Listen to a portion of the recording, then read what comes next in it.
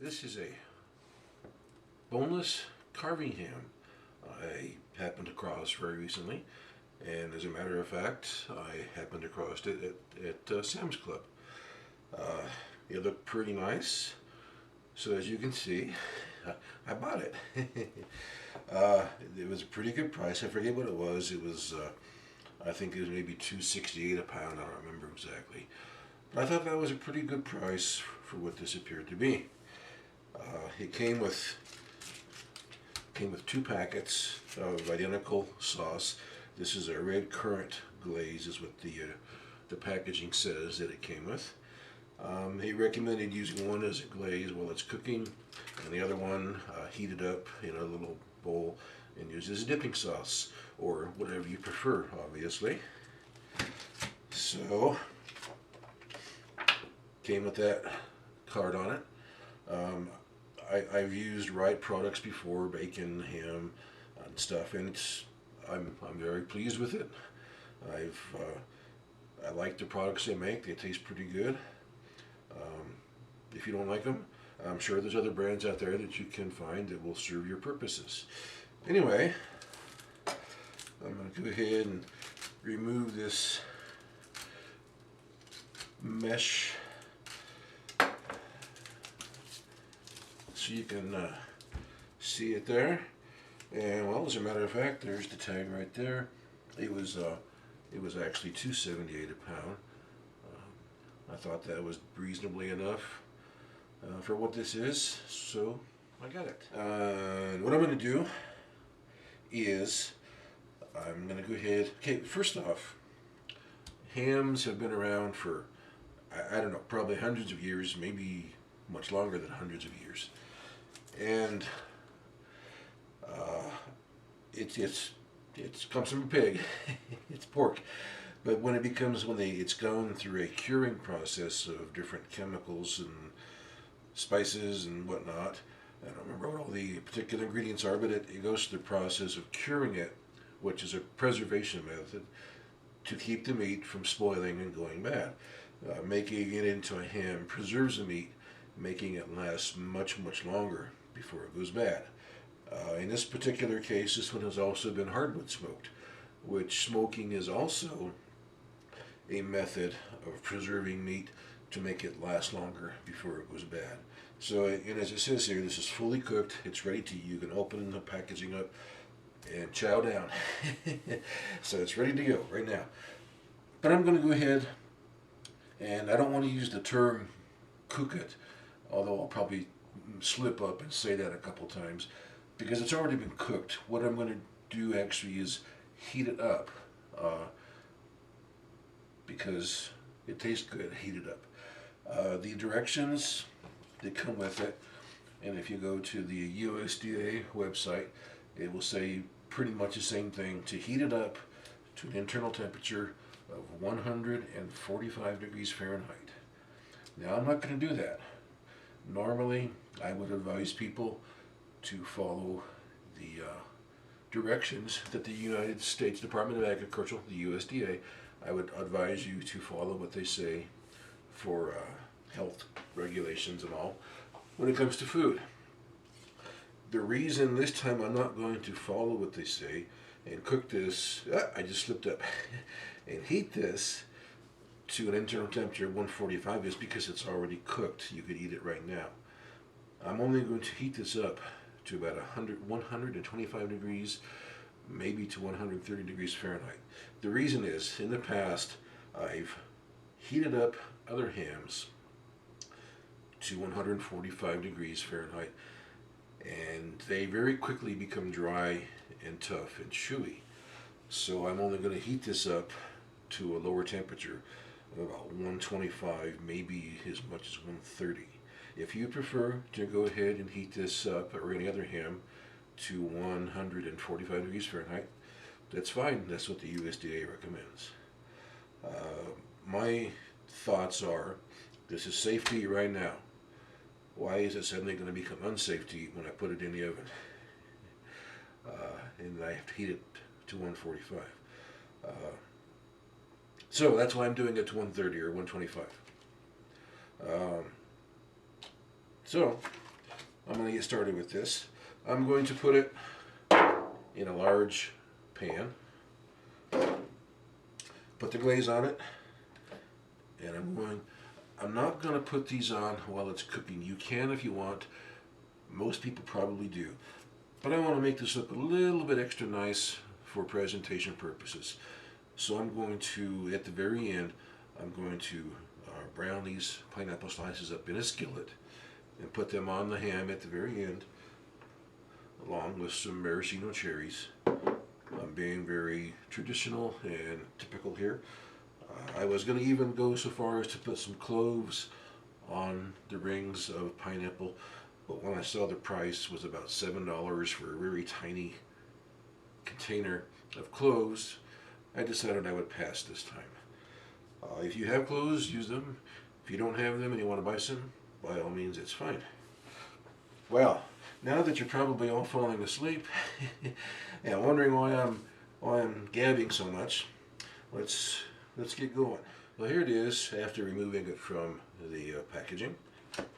It's got a fair amount of fat on it. And there's the bottom side. You can see it's been in the smoker because it's got the ridges from the grill, from the grill plate that it was sitting on, and there's some smoky color to it. And let's taste that real quick. It's got a very mild smoke flavor to it. If you want, you can definitely put this on your grill or smoker and do it that way and add even more smoke flavor to it to come out really, really wonderful. If you want, you can trim some of this fat off. As a matter of fact, I think I'm going to go ahead and trim some of that off. It's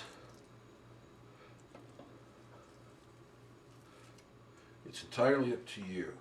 There, I've removed most of the fat from the top there. There's still some on there, but that's going to be fine. That's going to be just a lot of flavor there. So I'm not going to be real particular, but of course, if you want, you can go ahead and trim as much of that fat off as you prefer.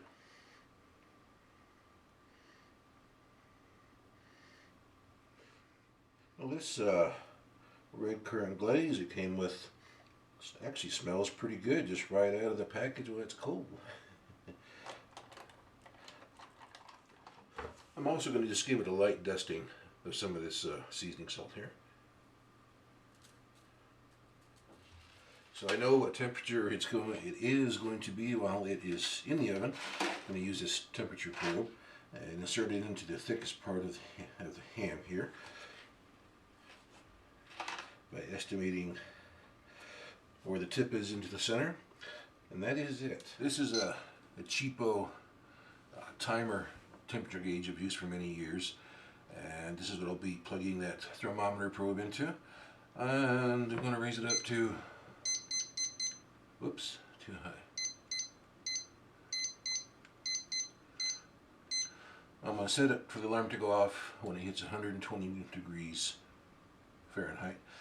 That'll give me a 5-degree window to watch it more closely. So I'll just plug it in and wait for it to be done. Stick around. Hopefully the boring part is over and we'll be on to the delicious, beautiful, tasty looking part here real quick. Well, I decided to take a look at the ham and see how it was doing. So I had a bad feeling. And it's only at about 89 degrees right now. And it's like I thought that glaze is so thin, it just kind of runs off while it's in the oven. I gave it a little bit of a taste, and it tastes fantastic. But it just was so thin, it was gonna just melt right off. Since they're planning on putting pineapples on it anyway, it's not going to be a big deal. The flavor is still there. It's still looking pretty good. I'm going to add a little bit of water. That should soften up that glaze that's melted down onto the pan. And at the end we can kind of recover that and put it back on the ham, I think. So let's get this thing finished. Now there, I just brought it out of the oven. It's at 125 degrees Fahrenheit. And like I said, I put a little water in the pan to reliquefy that glaze. we'll just split it back over the right here. Now I've got these pineapple rings in this skillet that I'm heating those up, and I went ahead and put a cherry in there too to get that all ready to go with the ham. And the pineapple rings, you can just arrange them however you want them to be. If they slide around, just take a toothpick. You can leave a hole, or you can cut it in half, whichever works out best for you.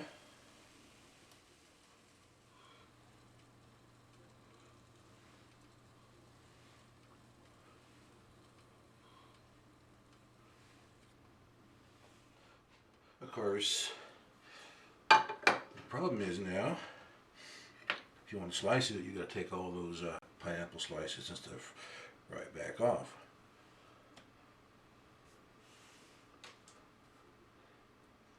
When it comes to ham, you don't need to worry a whole lot about the direction of the grain, because it's going to be pretty consistent tenderness all throughout.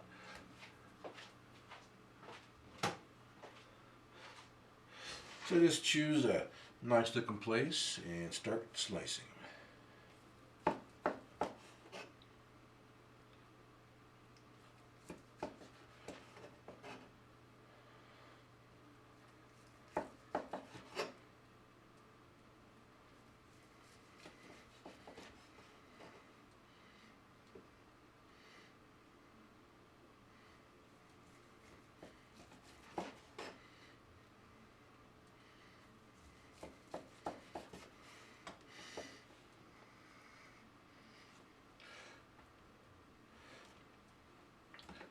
Need to do a quick quality check here on this.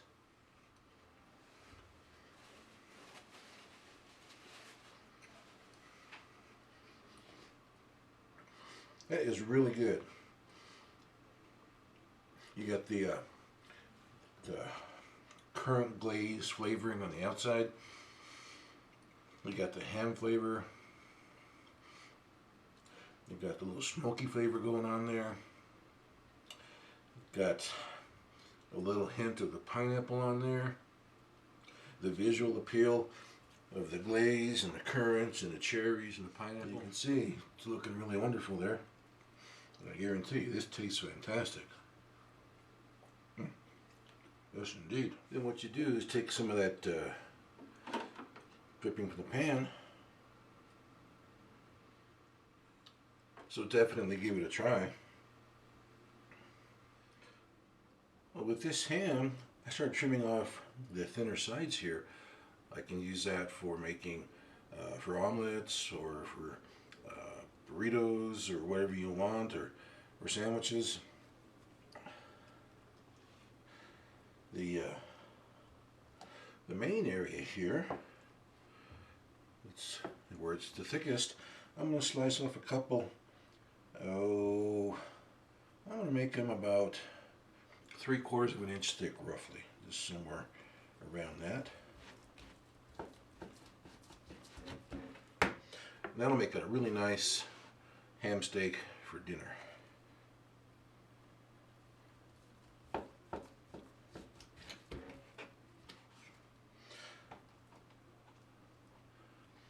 So I'll do those in a different video, but I just wanted to show you here how I'm slicing this. And there's numerous things you can do with leftover ham, and they're all going to be good because you found it here on Cook and Gobble videos. See you next time.